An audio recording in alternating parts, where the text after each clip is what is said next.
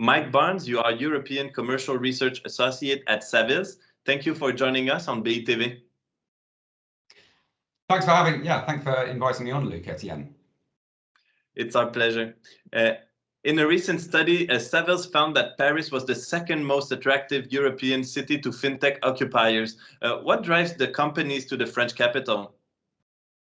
Well, Paris has got a large young population, a large financial services-based population, and an increasing tech sector as well, which is driving a lot of these large and fast-growing fintech companies into the French capital. Just having a look at the university links between students at university and some of the fast growth incubators and accelerators. We're seeing a lot of spin-offs and fintech companies emerge, having a look at emerging sectors like regtech, cybersecurity within the financial and banking services sector as well.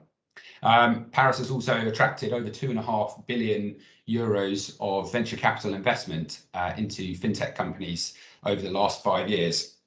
And it's establishing itself as a bit of a green finance hub in Europe as well, for renewable energy, pollution prevention, biodiversity. So there's a range of sectors of this fintech that we're seeing emerge through, which is drawing a lot of capital in and creating new fintech clusters within the city. Thank you. Maybe for our listeners that are not familiar with the fintech sector, what are the main characteristics of fintech companies as occupiers?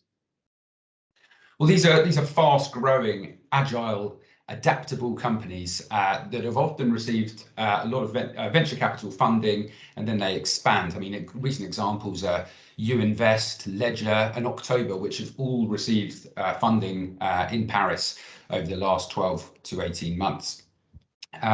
Very often these fintech companies are not just looking to employ young tech workers, but also former finance professionals who have banking contacts, industry contacts, and therefore are able to work with the larger banks, particularly when it comes to consumer banking and adapting a lot of the banking industry that we're seeing so readily with contactless payments over the last couple of years. Okay, and therefore maybe the question is for investors and the real estate developers, what type of working environment are fintech companies looking for? Well, fintech companies look to differentiate themselves against their competitors, often in terms of their workspace and providing the best workspace to attract the best talent and retain that talent as well. We see a lot of smaller fintechs start off at incubators such as Station F in Paris, one of the largest incubators for fintech companies worldwide. And there they're able to get that support, that nurturing, that guidance within the company, and obviously the business contacts by working in these fast growth environments. Mm-hmm. In terms of the office space, once these companies graduate from these incubator environments, very often these companies again want to have that industry contact. They want to be in close proximity to those existing banking and finance hubs, and I think flex offices is going to be quite a key trend moving forward.